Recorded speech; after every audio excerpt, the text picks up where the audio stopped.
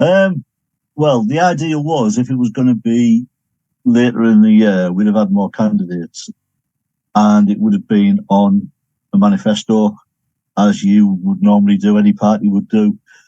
But to be rushed through, we're having to go along with a sort of an independent type campaign with more people from the collective and hopefully more independence in the northeast. And if we do, say for instance, we got a good 40% elected, then we'd have to come under a banner, and we've already got a manifesto sorted that we would like to put forward. A lot of it's based around 15 core principles that have been put forward by, the Jeremy Corbyn, Left Unity, the Liverpool Community Independence, the collective, obviously. There's so many people involved trying to get this duopoly, out of the system altogether, that people used to say the left will never come together. They used to say that all these fractious, parts, they'd never ever get together. There'd always be something that was stopping them. But the left's got so sick now, seeing what's happened in Labour. They've got absolutely sick of what's happened. And they have come together, and that's scared people. That's scared the Tories. It's scared Labour. And I wouldn't be surprised if they got their heads together and said, look, this is happening. Let's call it quickly before they can get a chance to get themselves together. Because everyone's rushing around to get nominations and to get the deposits together, to get funding.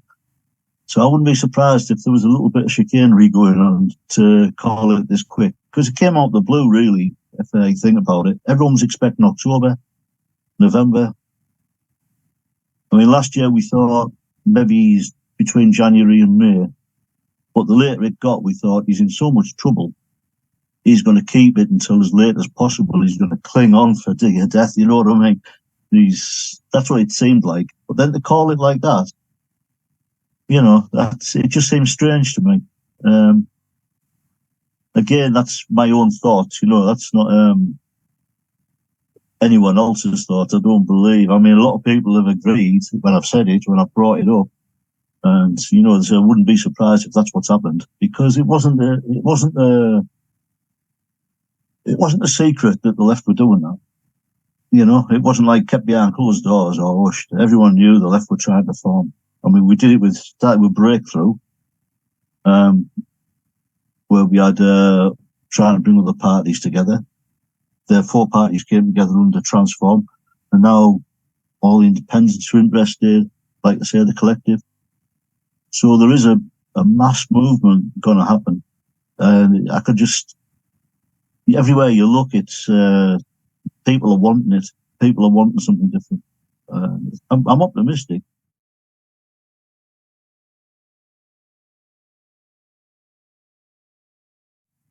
There's a few things. One, I've worked in transport most of my life, apart from when I took sabbatical to do football coaching professionally. Apart from that, I've got my grandson who's he's 11 now, coming up 12 in a couple of months. And he's autistic. He's 3 months premature, born with a lot of problems. And we fought like mad to try and get him into a SEND school, special educational needs and care school. And they fought back and said, no, we're going to keep him mainstream. He has to stay mainstream. You've got to give these kids a chance.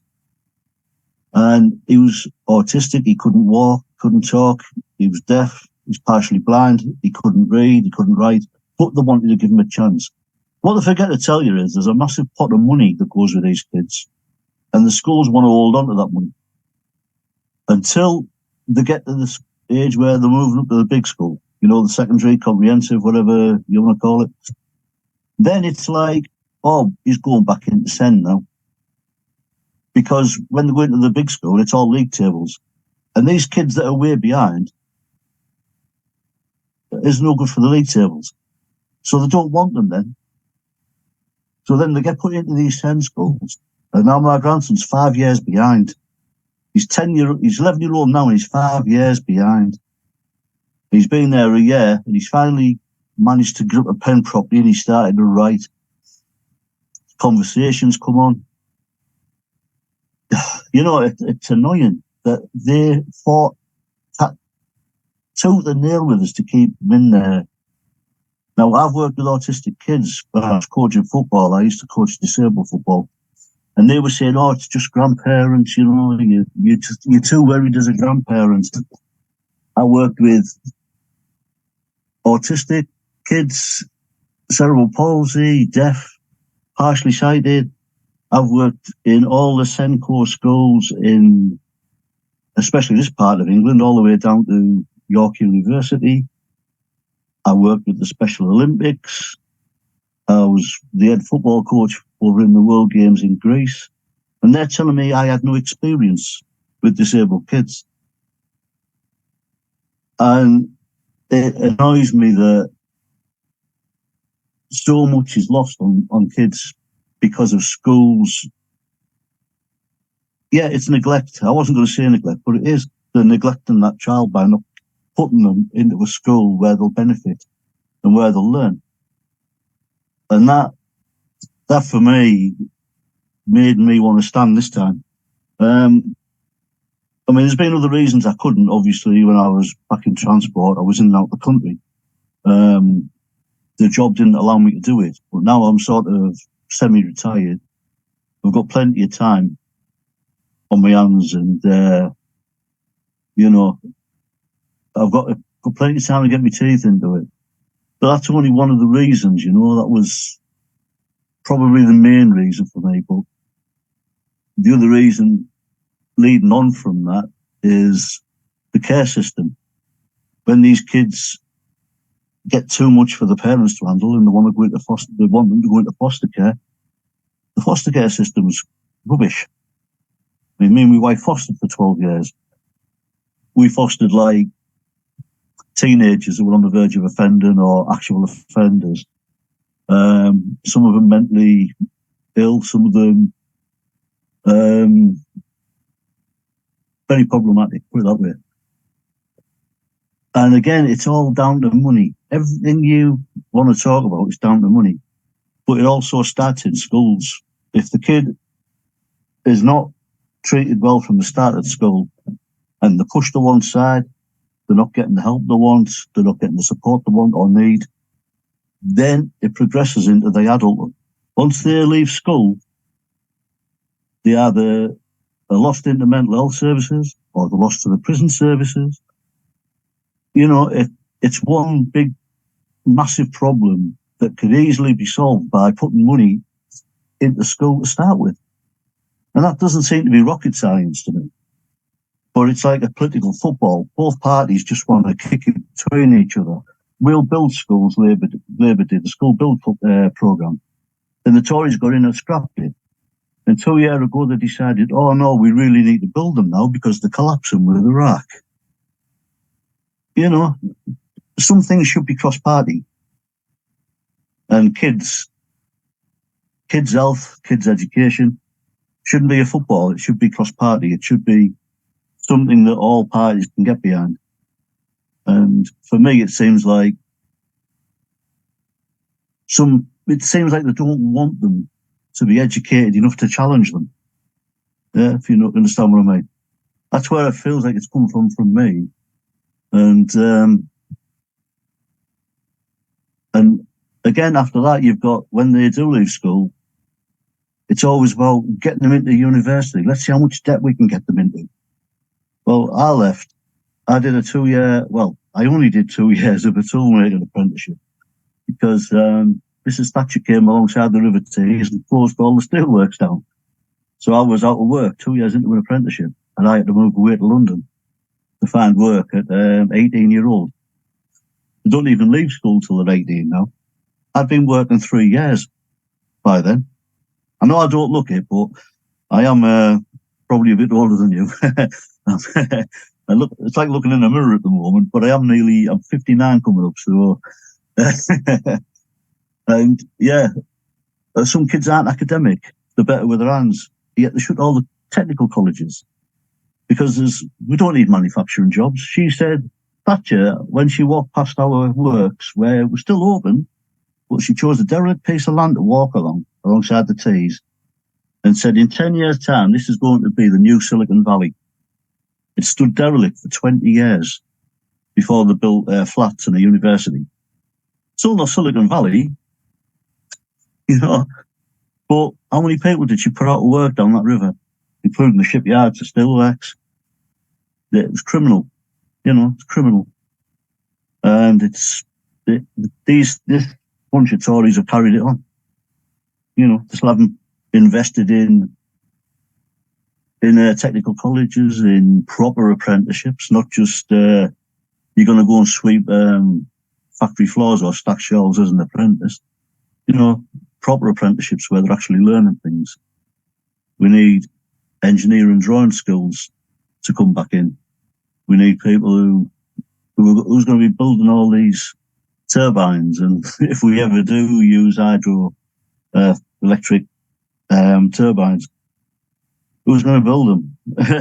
We need people to carry on these industries, and it doesn't happen anymore. There was ICI when I was a kid and British Steel, and we did things at school like metalwork and technical drawing and engineering drawing and woodwork, and that helped us get the jobs in the factories near where we lived.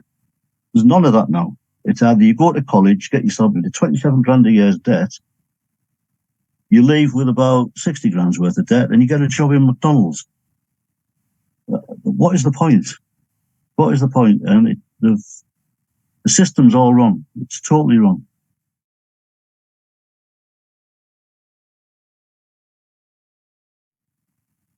I read something today. I know the North isn't the same as London as for like homelessness and for things like that. It's not as big a place. It's not as urban, if you like. But I was shocked to find just in my constituency, there's over 10,000 people waiting for social housing. In a constituency of 71,000 people, there's 10,000 waiting for social housing. That's unreal. That's like 1 in 7. It doesn't bear thinking about. And I only found that out today. I've got to do a bit more digging on that. But that is something that when we worked on the transform policy forums, Owen asked me what sort of housing was in the area. And in Newton Aycliffe, there used to be all these prefab houses that were there from the 50s, where they just used to, and they were still there. People wanted to buy them even, they were still standing. They've been renovated, but they're still standing. They've knocked some down, they've put new bungalows up. But they were cheap, affordable, well-built houses. And for the sake of making, I think it's 129,000 was the other figure for people who were on waiting lists. Actually, sofa serving, homeless, sleeping rough, however you want to call it. To actually make 130,000 homes, use modular homes that have been built lock, stock and barrel down in, I think it's Nottingham where there's one of the factories. That would give that factory and other factories like it work. It would bring more workers in. They'd be paying their taxes. They could get to actually put them together. It would bring more workers in. It would create more jobs. Just for the sake of 130, you could do 200,000 houses because they're quite quick to put up. It's not like, having to do it brick by brick. They are sort of modular, as the name suggests. A lot easier, a lot quicker. The money should be found to do that. Because once people have got a home, they've got an address. Once they've got an address, they're on the electoral roll. Once they're on the electoral roll, they can go and get a bank card, a bank account. Once they've got a bank account, they can apply for a job. And if you're building up homes, there's plenty of jobs there for them. Like I said again, it's not rocket science. It's just mismanagement. It's governments wanting to spend money to appease their friends rather than help the public, which is what they are meant to be doing. You're in government to help your citizens, to help your constituents, to help your country. You're not in there to help yourself. And that's where I think it's gone wrong for the last 20 years, possibly longer. They're there to see what they can get out of it. It's not about what you can do for the people who you're meant to be serving. It's about what you can do to fill your own pocket. And that's wrong. There's not a single socialist in the world would tell you that was right. And that's from the deep, you know what I mean? That's from there,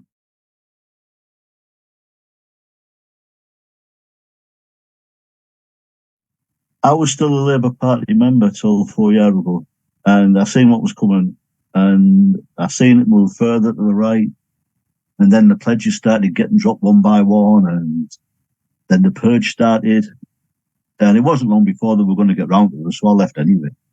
And I thought, well, what's the point of staying? It's a democratic socialist party that's neither democratic or socialist. I mean, what's the point of staying?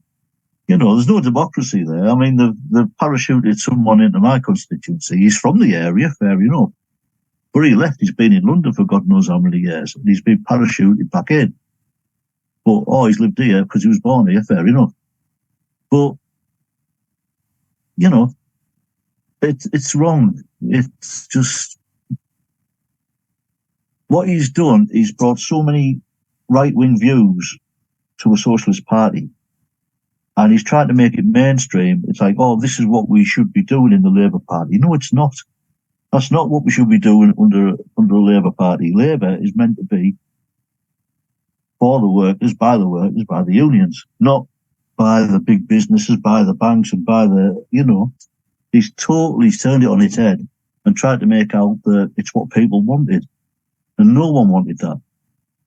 I mean, you just have to look at the figures. There was like nearly 600,000 members up until 3 years ago. Now there's around about 250,000, is it? If you correct me if I'm wrong.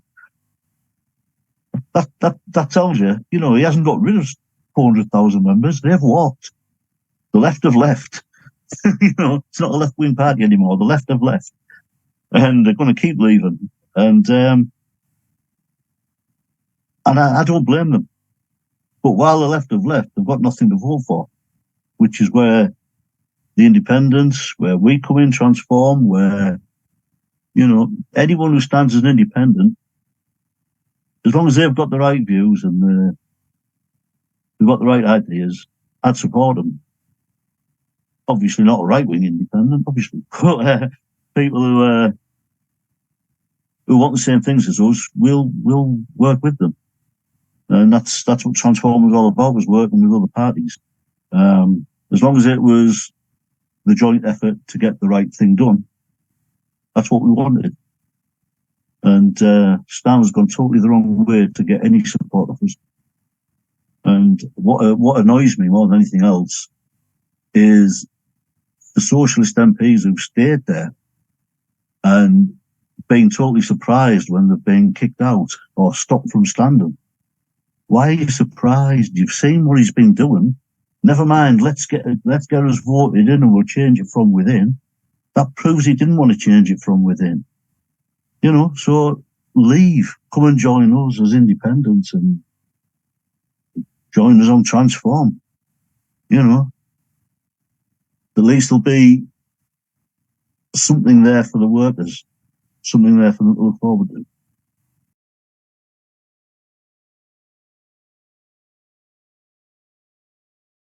Rachel, who's standing in the next constituency, Rachel Long, in Bishop Auckland. Me and her and one of our members, Ian Smith, we went up to Newcastle for the Palestine gathering and for a meeting with Jamie Driscoll, who's doing the same thing as the collective. He's bringing the socialist people together for after the election because that's what we do. And while we were up there, Luke decided to go into our two constituencies and with three of his friends, because he didn't have any support, took a load of photographs thinking, he was going to get supported. And the people in North Durham aren't happy. They have formed, I think it's a GoFundMe or a crowdfund or something, just to get rid of him. They're not even standing anyone, they just want rid of him.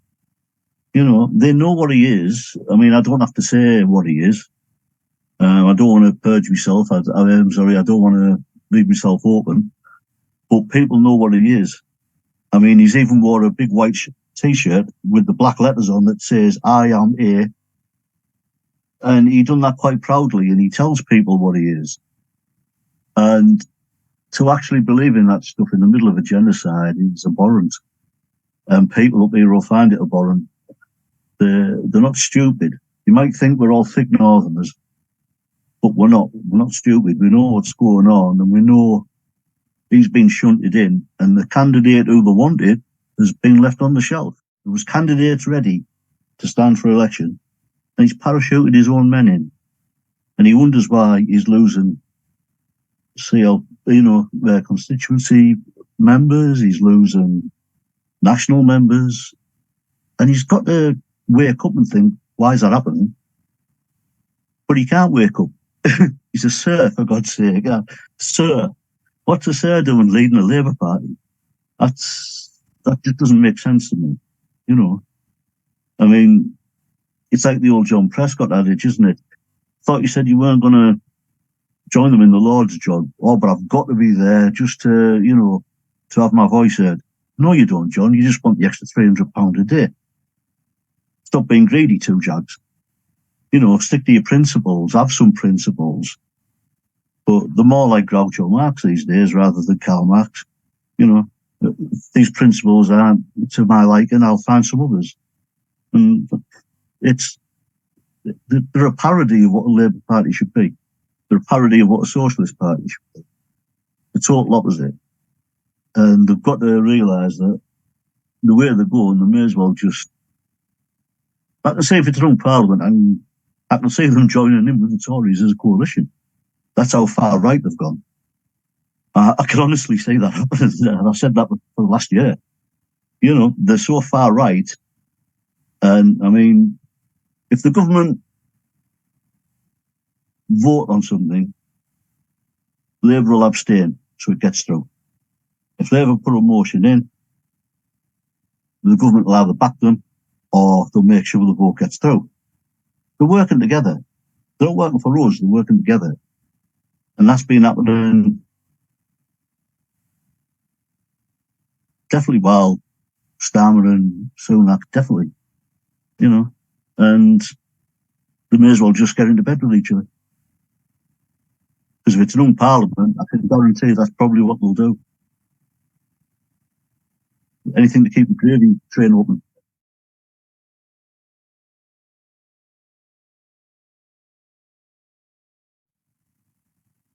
Best thing about where I live. The best thing about where I live. It's literally 5 minutes from the Dales. Literally. It's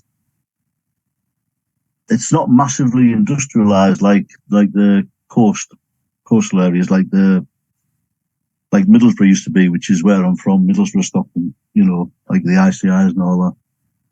And it's like the only fresh air I used to get was watching Emmerdale Farm, because it was like, they don't call us smoggies for nothing, you know what I mean? And now, 5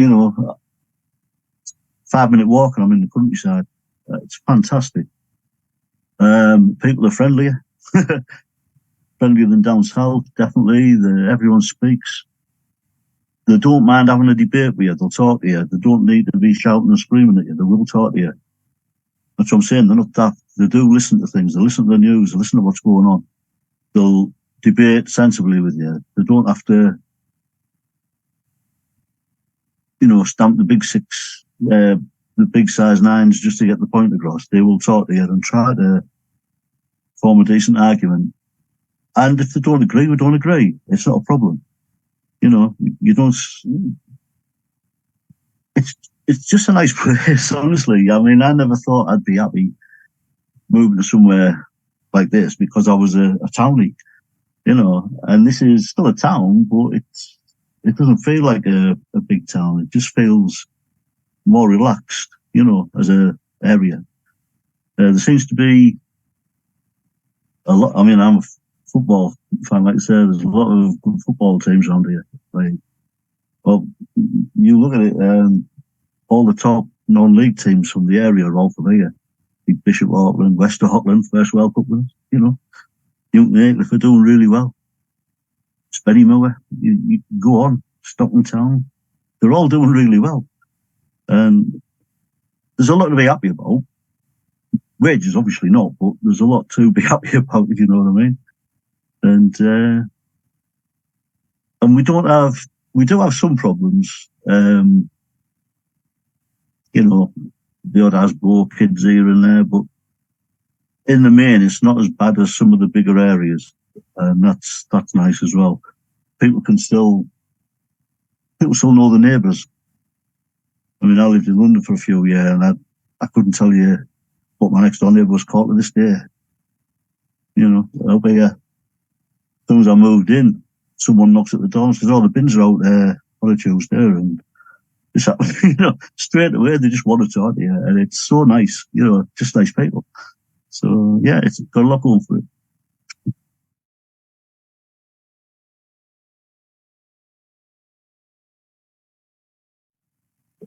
First of all, look at the last two MPs we've had. One Tory, one Labour. And what have they actually done in this area? I mean, there's been a little bit with Hitachi and, they're not winning contracts. I mean, they haven't done a great deal. They haven't... I'm hard pushed to find anything positive that they've done. There was a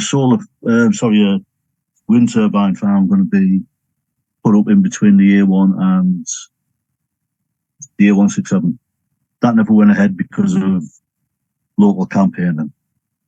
So they put a solar farm up. That's sort of been stalled. I don't know why it's stalled. I haven't been able to find out on that, but I will do before the end of the few weeks.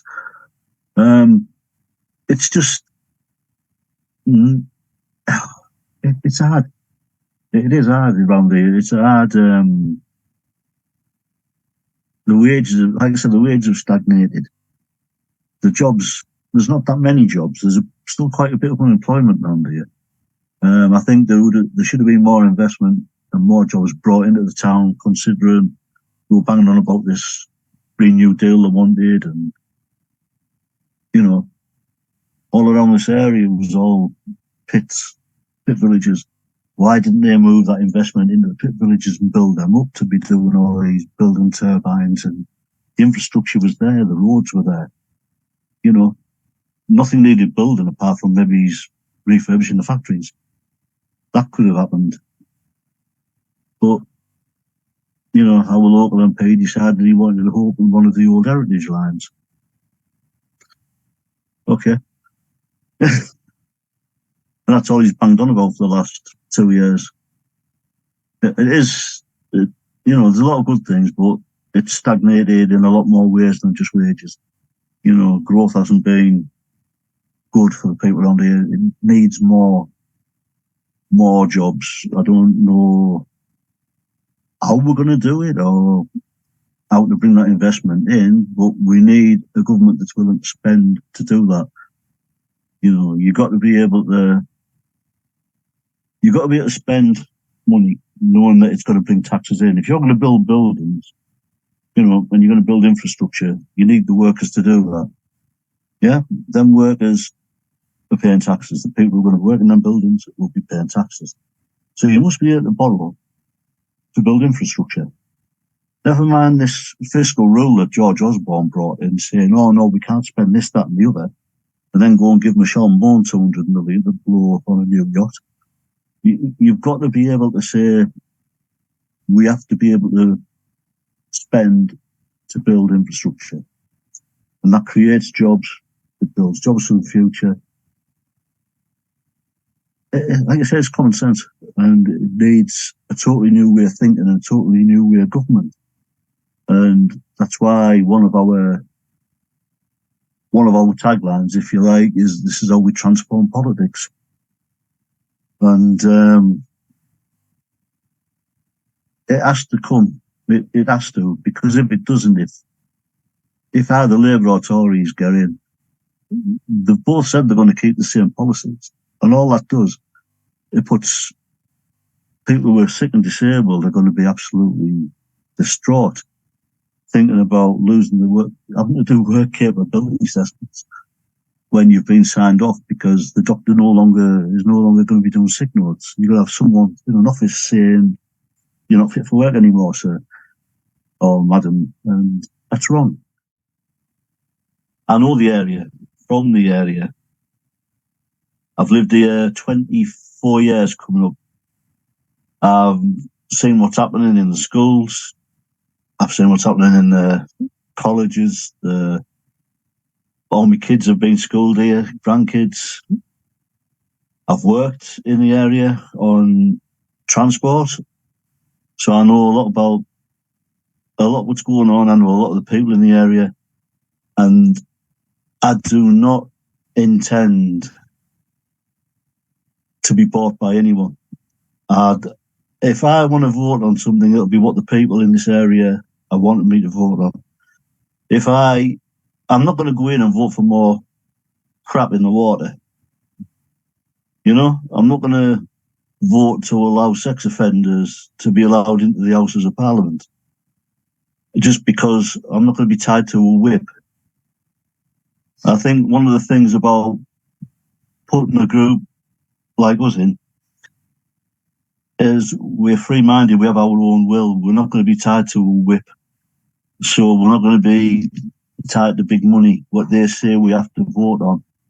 So if people in this area are asking for something in this area and it's a national, something national that we need to debate, I will be voting for the people in this area, not for, what the big businesses paying money into the other parties for. It's what the people in this area want. If we need investment, we vote to get investment. We try to get investment. If we need housing, we vote to get more housing. We vote to get the money and the jobs for the housing. Not, just give me a few £1 million and I'll vote against it and hope no one looks at my voting record, which everyone's allowed to do. If people realise that we're allowed to do that, and it's quite easy to do, more politicians would probably be uncorruptible. I know what I mean. Anyway, they would not be able to get away with the stuff they're getting away with if more people knew that they could challenge them. That there is a way you can recall politicians, and you can say, look, you're not doing it for this constituency. We want you out. It shouldn't be down to the party leaders to say, by the way, we'll keep you in for another 5 years. If the constituents say, look, you're not doing your job, we want you gone, get rid of him, get rid of us and have a by-election, put someone else in. That wouldn't faze me. And that would force people to do the job properly, It would force people to work for the community. And honestly, that's all I could do. All I could do is my best. All I could do is say, look, I will try my hardest to get the investment in. I'll try to get the houses built that we need. Try to bring the jobs in, improve the Senko schools, try to build more Senko schools even, because that's a passion of mine. But you can only try. And the only way people can do it is by voting more of the same in, voting more Transform, voting more Liverpool Community Independence, voting more independence. You vote us in, and we've all got the same pledge that we want to do the right thing. But you're not going to get change unless you vote for it. I'd say to people as well, there's so much apathy over the last 15, 20 years that I think the voting rate has gone down to something like less than 70% in most areas. Some areas it's less than 60%. And the people who are saying, I don't vote because they're all the same, hear us, listen to what we're saying. We're not going to be the same. We don't get tied to these main party lines, which means we can work for you. We can do what you want rather than what the CEOs and the chief executives of the banks and other people are saying. We can work for you as long as you put us in there. And I can't be more honest than that. We're only, sweat and blood. That's all we are. We can only do what we think's right. We're all principled people who are doing this.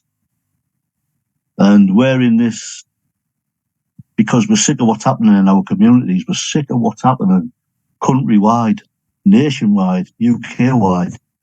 It's not just England, it's everywhere. Wales, Scotland, Ireland. It's happening. And the only way to change it is not to vote for the main three Tory parties. And I include the Liberals in that because as soon as they get a sniff of government, they'll jump into bed with the Tories. And they've proved that. They've already proved it. And they stitched the students up something rotten for the sake of a vote on AV and 5p bags, for God's sake. That's all it was. That's all they got out of it. So, yeah, I class them all as Tory parties. We're the ones who'll be working for you to do what yous want. Not what the big businesses and what the managers and not what they want. It's for what we need. We need pay rises, we need decent jobs, we need infrastructure, we need all this. And we can only do it with enough people voting independence in.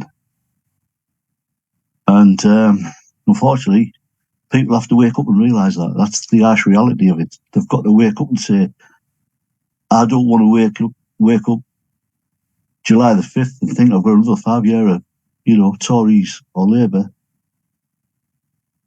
I mean, and the only way to do it is by giving people like me a chance, giving people like Rachel a chance, giving people like Alan over in Liverpool a chance, Alan Gibbons, and there's so many of us standing around the country. And they've tried to do it early, they've tried to, kick our legs away. But we're not letting them. We've had to rush around and find the money for nominations. We're not rich people. We're just normal working people. The majority of us we've been interested in politics and we've been in unions and we've joined parties, but we're not actually career politicians. We're not career politicians. We haven't come out with some political education school and London School of Economics and said, I want to be a politician. Now I'm 16-year-old, but I want to join the Tory party and I'm going to be a millionaire in 2 years. No, we've actually done the graft at the coalface. So we can resonate with people. We know what the problems that they're having. We know how hard it is for people. And we hope there's enough of us to change it for them. And that's as honest as I can be, to be fair.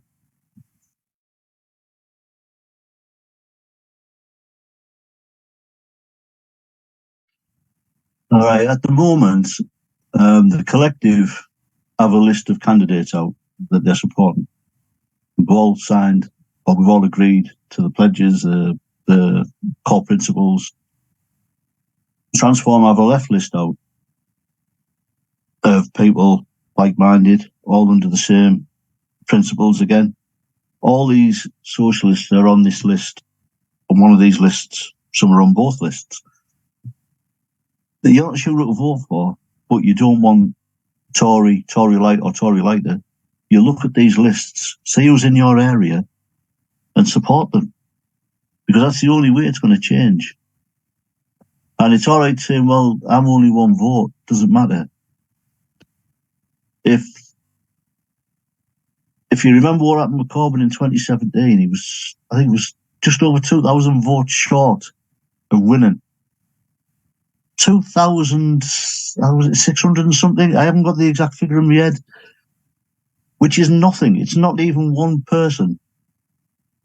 for, I think there's 45,000 towns and villages in the country. It's not even one person in every town and village. It's it's one person in every 20,000 villages, or 100 people in every 20,000 villages. Sorry, but the thing is, it was nothing. It was a minuscule amount of people to go from saying my vote doesn't count to as if it had counted.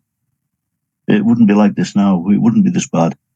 I don't care what you think of Corbyn. I mean, to be fair, I voted for Andy Burnham, to be fair, but I voted for Corbyn the second time because of what was happening to him, because I've always supported the leaders.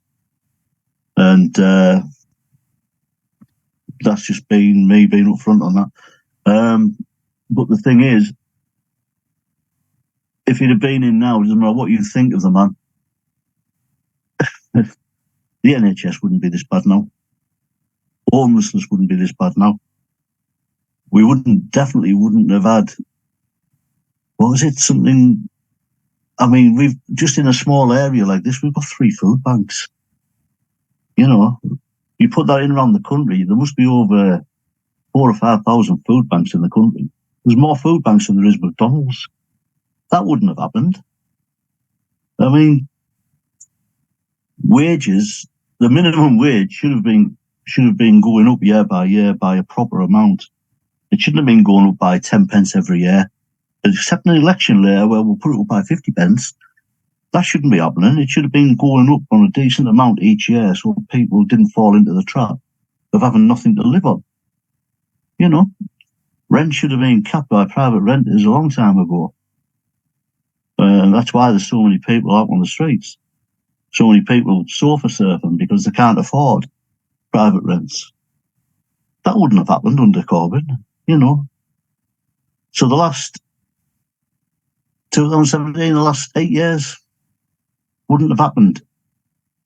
It wouldn't be this bad. I know that much. I mean, I know that. Deep down, I know that it wouldn't have happened. So, yeah. Whatever you might have thought of the bloke, and you voted, all right, the other one was Brexit as well. They voted for Brexit. How that turned out for everyone? You know what I mean? Like I say, that was hard to call. It was always going to be close. It should have had a mandate of it's got to be by 15%. Not, or if one person votes above, will, you know, what was it? 51 to 49 it was, wasn't it? Something ridiculously small like that. Advisory vote? Oh no, because it was 2%. Yeah, we'll have that. Yeah, we'll have that. Of course we will. What's wrong with people? You know, as if that was going to work. It's just gone from bad to worse since then. And yeah, people really, really need to think that them 2,000 votes is what has caused the situation as it is now. And just don't let it happen again. See what's happening around the country. See how many people are willing to step up and actually fight for you. And support them. That's all you can ask, is just support them. And if they screw up, vote them out at the next election. Simple as that. But at least give them the chance to do it, to put it right for you. You know, that's all we can ask. That's all anyone can ask, really. Just please look at who you're voting for. Look at what the record is. If you're thinking of going over to the dark side, please don't. I mean Tory by that. Please don't. If you want to look at the Greens, make sure it's not just a paper candidate. Make sure it's a proper socialist candidate who's standing, who will vote for your best interests. You know, and that's all I can say on that, is make sure that you make it count. Like I said, this election, it's got 4 weeks left, and whatever happens, it doesn't end after the 4 weeks. If we only get 50 candidates in, that movement still has to build. It still has to get bigger and bigger and bigger So these people know that we're coming for them. They know that we're not going to stop. They've got to realise that we're sick of lobbyists getting involved and taking situations out of our own hands. Yeah, the people have got to get behind the people who are working for you. They've got to say, look, I mean, they're right, there's probably not a lot of money left. So we need to look at how we get the money. That's for whoever forms a government, unfortunately. That's see how many independents get in. But it has to be done. And if it takes 2 terms to put things right, it takes 2 terms. But give people a chance to put right what's been put wrong. Just all I can honestly say about Transform as a party, we are trying to put people in place who at least have done the job. I mean, if for instance, I wouldn't take a ministerial position on defence. I've never been in the army. I've never, but on transport, social care, something like that, I'd jump at the chance. It's something I know about. It's something I'd be passionate about making better. And I'm sure we have people who would love to do that in other sectors, who would stand into a ministerial position and make the job better, make the workforce better. Where all we've got at the moment is, how many, from Andrew Lansley to Jeremy Hunt, it's like a swing door of just, you have it this week, and you have it for a few months, and I'll take over on a Home Secretary's job. I mean, we've had, 5 Home Secretaries in the last 6 years, is it? 5 years, 1 a year, on average. How can you do anything on a swing door policy like that? You've got to have people in there who understand it, who know what they're doing, and want to make it better for the people who you're meant to be serving. And like you say, it builds after the election. It builds and it keeps building. And people say, it'll never happen. You've got to remember what happened with Labour. There wasn't a Labour Party 120 years ago, sorry. There wasn't a Labour Party. It was Whigs and Tories and, the odd rotten borough here and there. Labour started from exactly where we're trying to start from now. Working people trying to do right.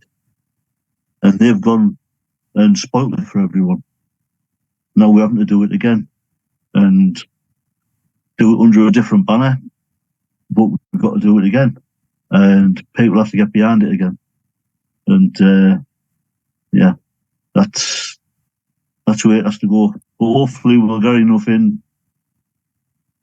independence, get enough decent socialists in to do the job from the start, get a good start at it before the next round of elections, where hopefully we can get a full 650. You can always dream, can't you? Yeah, fingers crossed, you can always dream, but imagine what sort of a country we'd be living in.